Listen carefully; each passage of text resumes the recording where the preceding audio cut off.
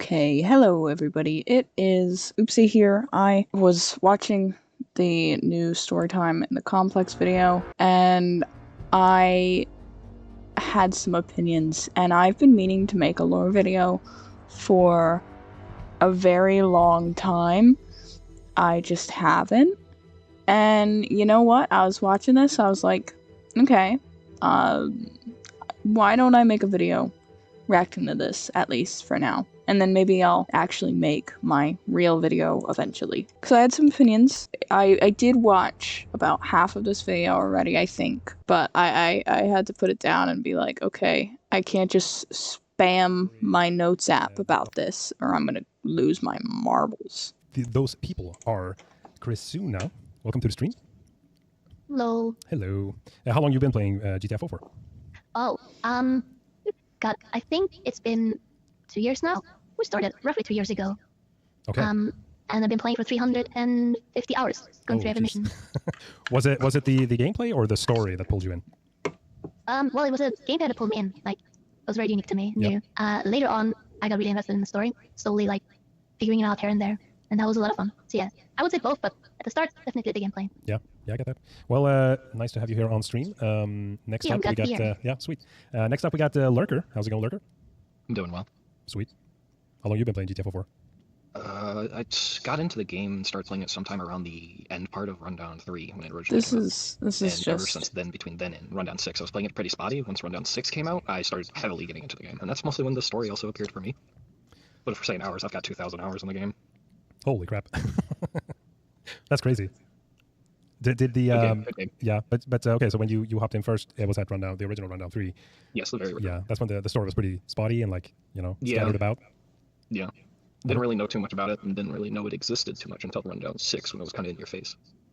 Yeah, I get it. Sweet. Well, nice to have you here, Lurker. Thank you. We'll talk more later. Next up, it's Professor Scalar, the man himself. I also wanted to mention that I have a few predisposed opinions about Professor Scalar based off of one of the only videos I watched of his about the GTFO lore that I did not like because of two specific clips that absolutely stunned me that he could come to such a conclusion. So here are those. I wasn't going into this with a lot of faith in what he had to say, but I will say I do think he ended up impressing me and changing my mind about him. The gunman, but we know it's Woods himself due to his first audio log. In the audio log, he's being interrogated by Hackett. Hackett just sort of trying to figure out why Woods did what he did. You say God told you to kill those men? Those Marines long ago, that wasn't chaos. From where we stand, it appears as if you brought chaos to this world. Go find something to fuck. You flirting with me again? You cocksucker. That was not Hackett, and that clip has been haunting me since I saw it. But there's another thing that stands out among Woods compared to the other characters, which is we don't know his full name. We have Frank Bishop, Aiden Hackett, Abe Ogaga, but then it's just simply Woods. We don't have the rest of his name, which makes me wonder, is it like that on purpose? Are we not being told Woods' full name because maybe the rest of his name gives him some sort of connection? For example, Jansen Davies, the CTO of Dreyfus Industries. What if Woods' name is Jansen Woods? Maybe he is actually a brother or a relative of somebody else that we already know from the GTFO timeline. That just isn't how names work. If the surname was the same, then there would be something to it.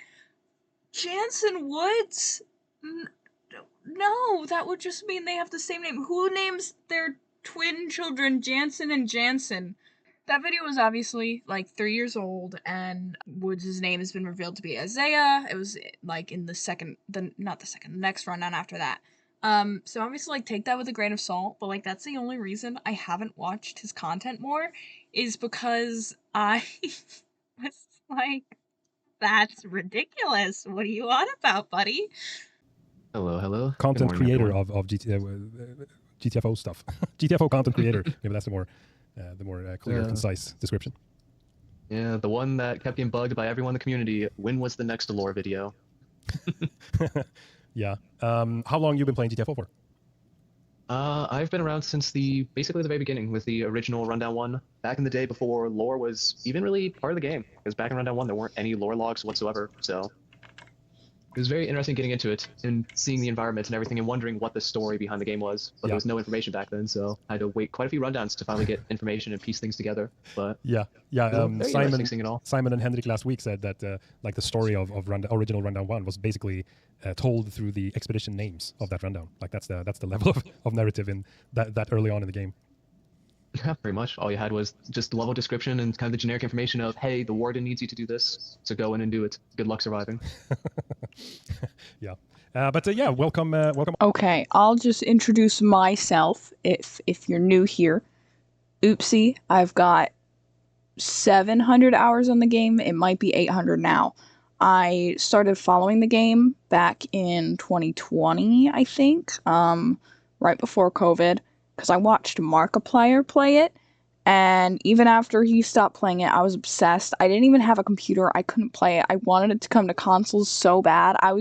If it came to consoles, I was gonna get a PS4 or something. I wanted this game. I actually got my computer a year or two ago. I don't remember exactly what year. And the first game I bought on my computer, as soon as I had money, was GTFO. First thing. No hesitation. And I love this game. I've been following the lore since it started coming out. I was obsessed with the lore when the lore didn't exist. I was analyzing the fucking concrete beams in the complex of the videos I'd watch. I tried to rebuild it in A1, the original, in Minecraft. I was a disaster. I still am. I'm not as brain rotted now because it's been 5 years of me being obsessed with this game. But I like this game. This game's pretty great. And I have opinions about some of the things that these people say. And I'm not like the smartest. There are definitely people like smarter than me in like the Discord and shit. But man, we're just gonna keep going for now. Because Rundown 1's lore was basically just get to the final mission and shut down the reactor to unlock the area of like Rundown 2. So all we really do was just, all right, we're trying to get access to another area of the facility, but what reason behind that? Yeah. And that's when the warden like statistics also were like presented on that Twitter user, right? Oh yes, God, that was always interesting to see the statistics of just how many people played levels. The warden Twitter account was really neat. Exactly. I remember wonder if that was looking part at that of the every narrative, once in a while. To try and gauge like what side was the warden on? You know, what are you doing work for the good guy or are you doing work for the bad guy? Like, are you a good guy or a bad guy? Like, it's kind of a... See, I was admittedly a little disappointed when I hopped into this stream and Simon was like, so I wonder this, and this, and this. And I was like, oh, you don't know? This isn't... I was expecting this to be like, GTFO devs, crack open the story. Give us the cornerstone trials. And it's obviously not going to be that, but I am realizing now that there's other videos I haven't actually looked at, so I should watch those too. Because I remember it was supposed to like sometimes it was just like emails, just as you said, between like different like colleagues on the same company, or maybe like a representative from one company talking to another representative from another company, and they start to like question kind of reality. They're like, this floor is like gone, like this the floor of this complex, this part of the complex is gone, or there's like an extra floor here now. Like there's some like reality twisting conversations happening. I don't know if that made it into the game. This was a thing.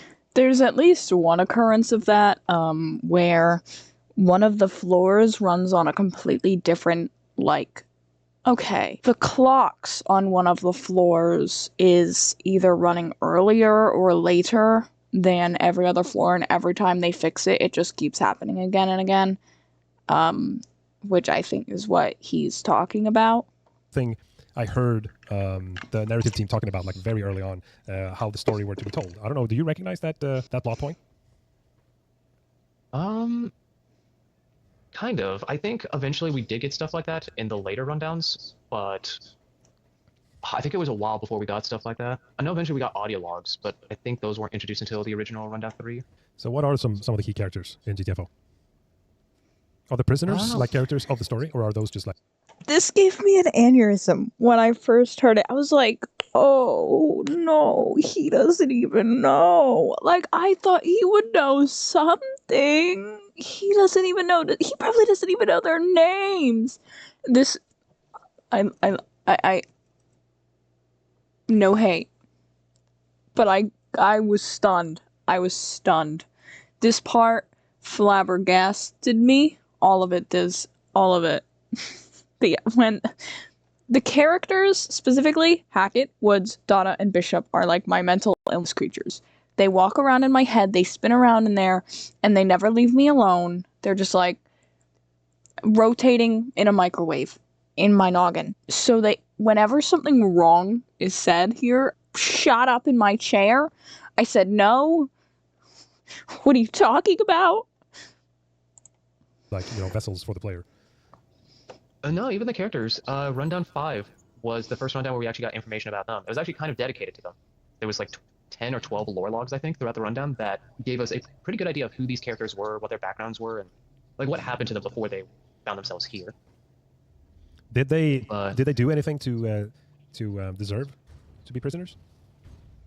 Oh, definitely. That answer drives me fucking crazy. Knowing... Okay, first of all, I understand some of them... Okay, no, I'm not even going to say that. I'm going to shoot you straight. We can't tell. It's an impossible thing to decide. It's not our place to decide, but it's up to interpretation whether they do or not. In one of Hackett's logs, he goes, If I don't know who I am or what I've done, then am I still guilty? and that is my favorite quote from this entire fucking game. It's the best quote in the game. And it says so much about the lore and the story. Like, yes, all of these characters have done something bad, but all of them have their reasons for it. And are those reasons valid? That's up for you to decide. But I'll just keep going because it'll make more sense. This rant will make more sense when they say the things. I forget exactly which one is which because I'm horrible with names, so I always forget which character is which one. But do you remember Lurker? Give me specifically what I'm trying to remember. Let's see. One of us was a worker for Santonian. I believe it was Worker Bishop. for Santonian was Hackett. Pretty sure. I think Hackett was the one that was working Bishop was there. the blackmailer, though. Hackett and Bishop. Well, actually, correction. 3 of these characters work for this company. Hackett didn't work for Santonian, he worked for KDS. Bishop was the one scientist. Yes. He did a lot of the experimentation, and he got in the program because he was put himself in an HSU, if I remember correctly, like dying, and because he was in the HSU when they. This is gonna drive me fucking crazy. Yes, Dada is a scientist. Yes, he works for Project Insight. No, the HSU is not how he got put into the program. Well, okay, actually, I may be misunderstanding what he's saying. He may be saying that he's down here with us because he put himself in a hydrostasis to avoid dying, which is true. That is true. He was getting chased by sleepers. He has a whole speech about it. And then he puts himself in a hydrostasis. We uncover him or whatever. And now he's part of the gang. But when he joined Project Insight, he was essentially blackmailed with something called the Cornerstone Trials. And I don't believe we have any info on those yet. I haven't looked through all of Rundown 8's logs because I didn't want to get spoilers, and I still haven't beaten Rundown 8. It's really hard. Anyways, yeah, Dada got blackmailed by the Cornerstone Trials to join Project Insight. Oh, you don't have your memories anymore, so we're just going to throw you in the program. Hackett, if I remember, had some issues. I think is it called sociopath, where he just couldn't feel, like, empathy? Or something like that. I believe that. People died around him that should have mattered to him. And because he didn't feel negative feelings about that, he just wanted to forget about it. And so he went into the program, knowing that it would remove memories. The program? What is that? What is that you're talking about? I don't remember the name of the program. The Legion program. What was it? Chris, do you remember by any chance? I'm trying to think. My memory's terrible. It starts with an L. Legion Give me that program. hint. There you go. Yes. Help me. So Bishop tried to blackmail the CEO. Like, he could blackmail the CEO of, like, I think, the entire Santonian. And then they're like, you're not going to do that. And then they just made him erased off the face. Actually, technically the CEO of their parent company, Dreyfus Jansen Davies. There's, like, everything about him is gone. He doesn't exist as a human at all. That was Bishop? Yep. Yeah, that's Bishop. There's even a one of the star commands is a email about him being removed. If I remember that correctly. Okay, and he worked for this one, Santonian, right? and he tried to extort I don't him? remember if he worked for him. He worked for Santonian's, I think, finance department, and yeah, he basically put spyware on a Santonian lot of the Strategic company laptops Investments since he kind of had an Company. idea that something wasn't right. And eventually he got found out. So they, yeah, as Lurker said, they pretty much did the whole movie thing of, all right, well, we have enough power and control in the world, we're going to delete every record of you off the face of the earth and make it look like you never even existed. Doesn't sound like they deserve that kind of treatment. You just said a couple of minutes ago that they deserve to be prisoners. But Well, that's where we come to the face of Woods, who is... Listen, I know everyone has their opinions and they're valid, but that is not the correct answer to that question. It's up for... Listen, I'll... arguably probably the person who deserves it. okay, all right. Because he killed a lot of innocent people, actually. And he was put in the program because of it. Yeah, a little more detail on that. Woods basically, he believes in God, and at one point he pretty much he went on his own little personal crusade. He was at a military base, and I believe it was 10 or so Navy or Marine people he ended up killing, and he just said, it's because 18. God told me to kill them. And after He doesn't did say that. he nearly got shot to death, but then ended up... Okay. So, first of all, Woods was in the military. He had this thing in Turkey that they called a miracle mile. He survived countless things, like I think it was like 20 days behind enemy lines. Alright. Look, let's talk about Turkey. Your miracle mile, as it was called. That was no miracle. It was a message. A clear and direct message that only a fool would not hear. From God? I should have died when Erzurum fell to the rebels. I should have died sneaking through enemy territory for 26 days. I should have died in the DMZ, yet somehow the snipers missed me time and time again. I should have died crossing the minefield, but somehow, here I still am. That, brother, is a message. He led me through the chaos so I could be at his hand. I will no longer be the devil's slave. As you could imagine, that's traumatizing. He was given like a chance to be honorably discharged, I believe, but he said, no, I don't want to do that. So they gave him a spot behind a counter at fucking Larnaca. It's Larnaca, Cyprus. And yes, he does eventually snap, and he kills I think 18 people in the original. It might be 19 in the alt logs. Really annoying. I hate that the alt logs do that. They're the bane of my existence. But basically, he went fucking insane. Also, he never says, God told me to do it. He says, in fact... You say God told you to kill those men? God doesn't tell us to do anything. If you're waiting for him to speak to you, you've already lost, brother. I killed them. God didn't tell him to do anything. That's exactly what he says. He tells the interviewer that he killed them because they were spreading chaos. They were working for the devil. He's insane. Now, listen, I'm not saying that excuses him. Obviously he deserved punishment or, this insane asylum, some therapy. But does he deserve to be down there? I don't think anyone does, okay? This place is a fucking hellhole. First of all, you become a mindless robot slave thing, controlled by drugs and a chip in your brainstem that inserts these drugs, which are the boosters, the PRDMs or PDRMs. I don't remember the exact acronym. And you get addicted to them. It's part of why you follow the orders. It's all of this shit. You don't remember, you don't have memories. You're getting fucking murdered. You're being used. You're disposable. That's fucked up.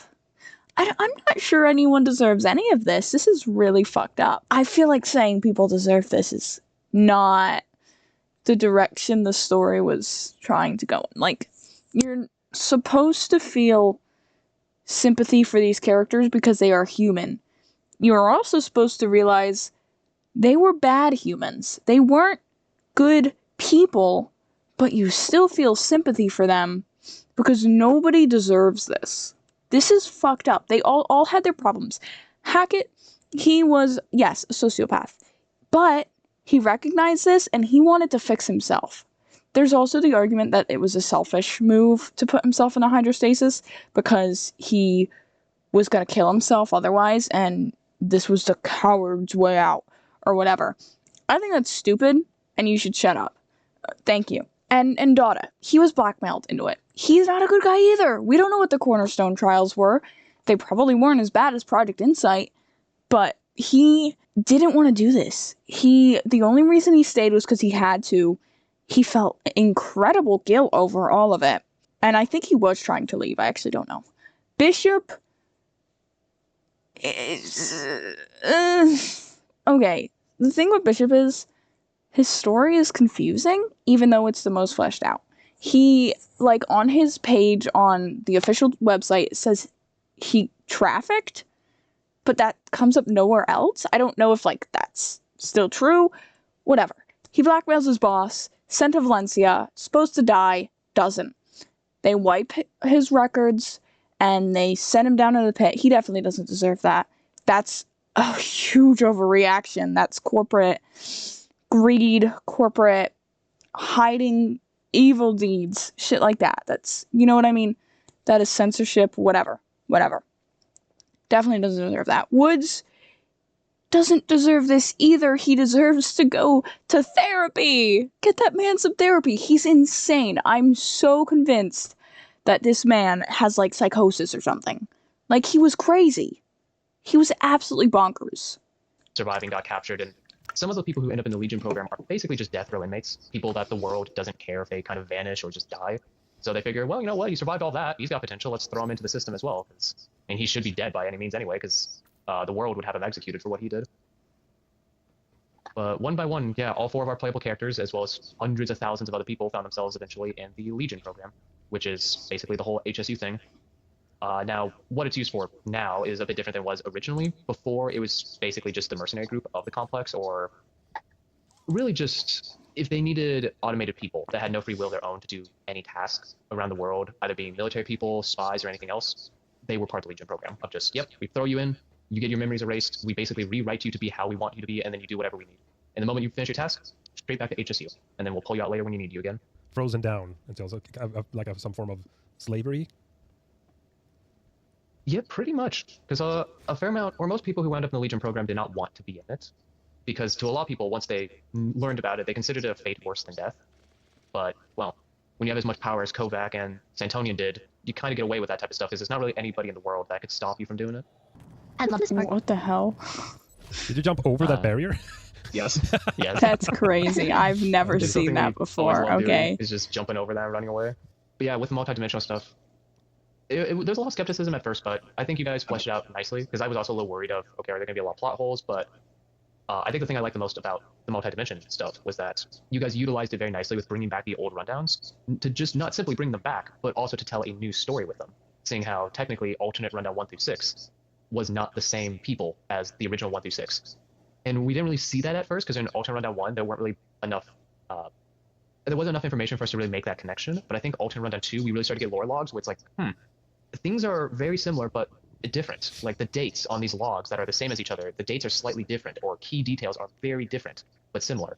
And that's when people in the community started to figure out, wait a second, when they said everything is done with a purpose, everything was intended, like they weren't kidding. They were being genuine of, these aren't mistakes, these aren't inconsistencies of they bring back old details slightly different. It was literally, everything was meant to just be slightly off.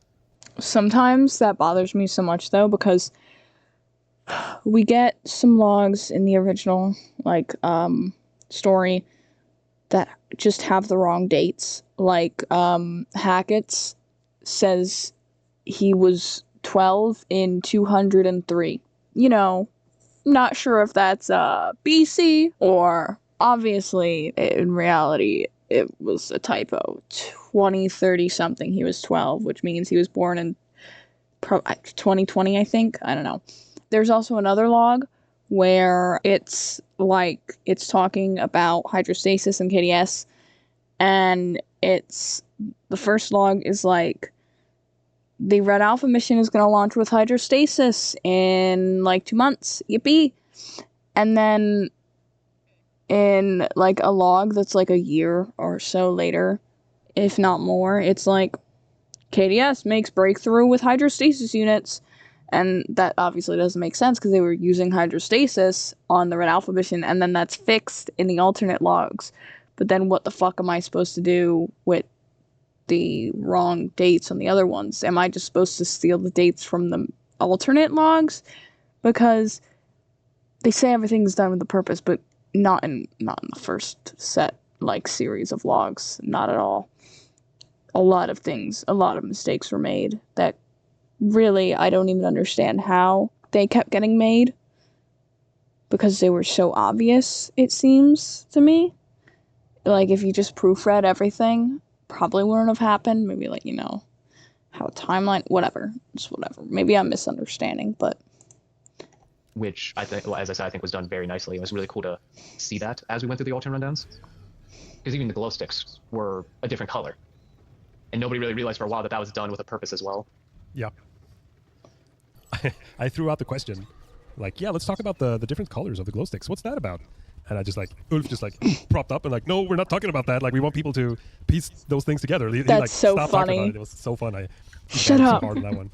Don't say that. That's what I feel really is the intent of the everyone who wrote this story, like this whole world of GTFO.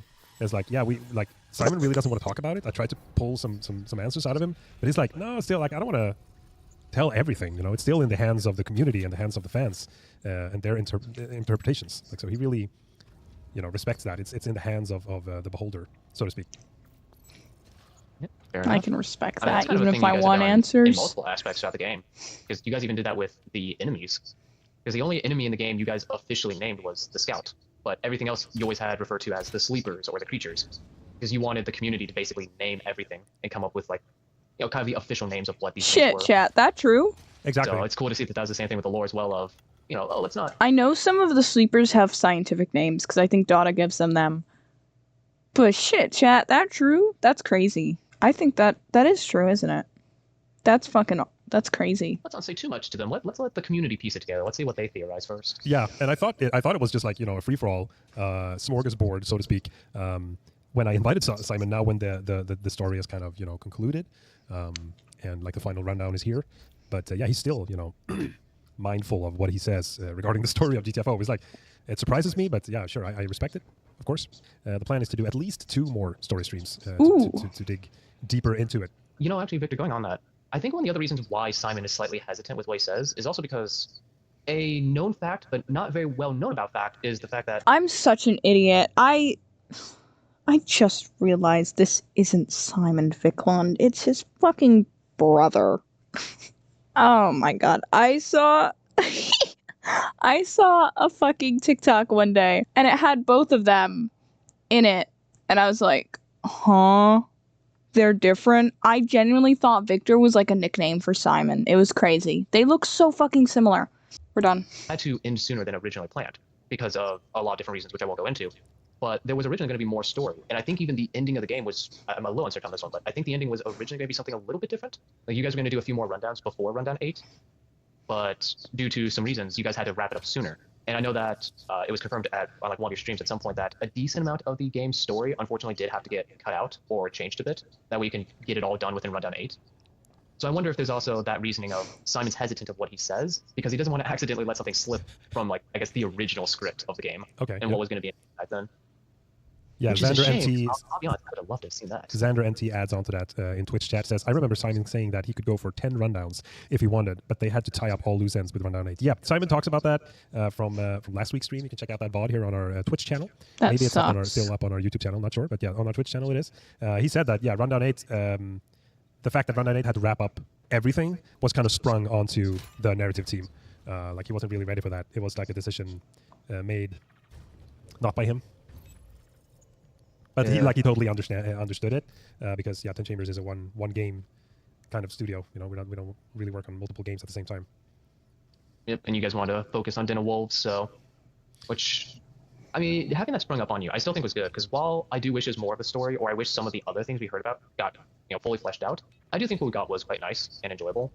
The one big thing I wish I could know more about was one of the lore logs we got in Rundown 8 was a message left behind by the, it was left behind by like the last few scientists and researchers down in the complex before basically everybody had died off.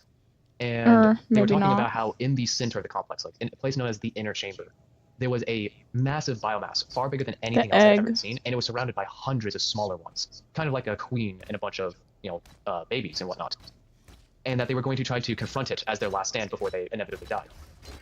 And I feel like that might have been originally one of the rundown ideas, was potentially us making our way towards that inner chamber and seeing what this massive biomass was and having to kill it so we could progress further or something. I mean, now I'm just depressed because that's really sad. I hope Den of Wolves is good, because if they killed my fucking game and they stopped the story for something that's not good, I'm gonna cry. That's really sad. We could have had 10 rundowns of lore. I don't know if you know anything about that personally, or if you can even say anything, but I honestly don't know. No, I don't know. Oh man. I've experienced it, like the story of GTFO. I heard in like some meetings it has been brought up, and like where things small little plot points, because I've never been really part of it, but like just heard it from Simon sometimes, like what the idea is. There's something about a meteor with GTFO, right? That's how it starts. Oh god, okay, I'll mention that one in a moment. I was gonna let you do that because of your whole enlightenment about it. Yeah, the epiphany and the enlightenment. I'll talk about that in just a moment, yeah. But to finish the previous thought, like with Dada, so yeah, as we said in the original, he basically had to get in hydrostasis to save his life. In the alternate rundowns, it's completely different, where pretty much he actually runs into, I think it's Hackett and Bishop. Wait. This section of this expedition is so stressful. I need to focus on this. Story time regarding, we did like a press tour of before 1.0 was released, and we like traveled to different locations, and we demoed GTFO for press. So I played R6A1 and R6C1 and pretend it's not our issue. So many times, and we were supposed to play R6A1 to succeed, to complete it, and then R6C1, the purpose of that one was just like to show off how hard the game is. So we were never supposed to finish it. Oh. And we played it like maybe 100 times, and I think there was one team that finished it once. That's Otherwise crazy. you just, like, kind of failed. And you had to like explain before you open the error door. Like, we're going to be chased by monsters now, but there's going to be monsters in here as well. So we need to take care of them, and then we need to find a key, but we don't know where it is. So it's always so stressful. So I get like PTSD when I'm in here again. That's Sometimes so like, real. That freaking key, you can find it, and then you have to like group up everyone. Like, where is everybody? Like, all right. But now that that is over, so with alternate Dada, the story wasn't he got into hydrostasis to save his life. It was more so everything was going wrong, so he went to the area designated of, hey, stuff goes wrong, go here. He came across other Kovac members. I believe what's Kovac? Bishop. Kovac security is basically the defense force that was hired to keep people safe down here in the complex and just run everything. Safe from what? It's also what the Legion. Just a typical mining expedition. Things might go wrong. Okay. Nothing ever goes wrong in the complex, right? Sure, Victor, we'll trust you to hold on to yeah, this. I'm picking up this like crossbow kind of thing. Crossbow. Oh my god. I trust so you keeping true. it pockets. I don't trust Lurker with it, and Chris might mistaken it for a snack or something and nibble on it, so. Yep. We got Svante in chat that says, thank you for staying up late and working, Victor. You're doing an okay job. Doing an okay job. That's Svante for you. Thank you, Svante. I salute you. Yeah, so he came across like Bishop and Hackett, I believe were the two. No, it was all three of them. They were about to kill him, but then they got an updated like stack. Whatever. Bishop, you're up.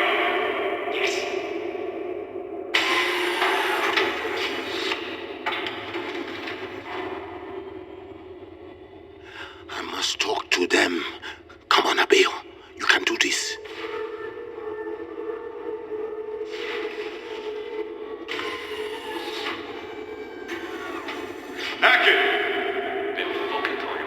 Hello? Please, do not shoot me.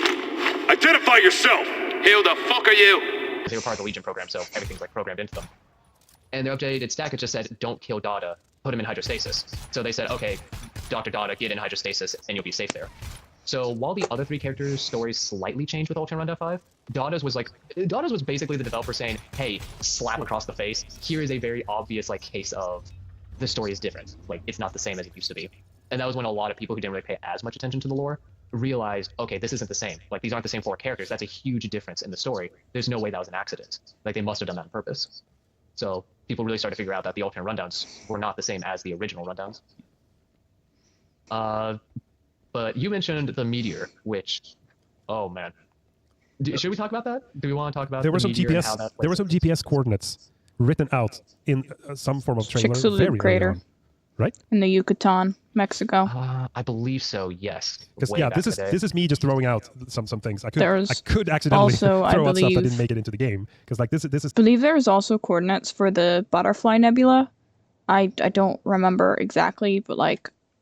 I know for sure that the complex is off the shore of Chicxulub, 15 kilometers, maybe?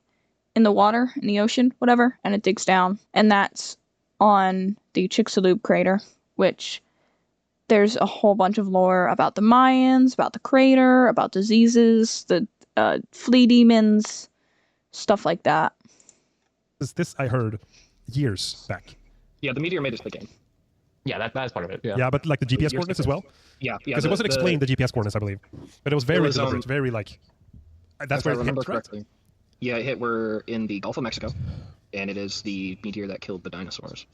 So a long time ago, it hit the Earth. Yes, very long time ago. But so, so when I was trying to piece together the final lore video, there was one thing, or like there was a few things, but there was like one big thing that just, it plagued my mind.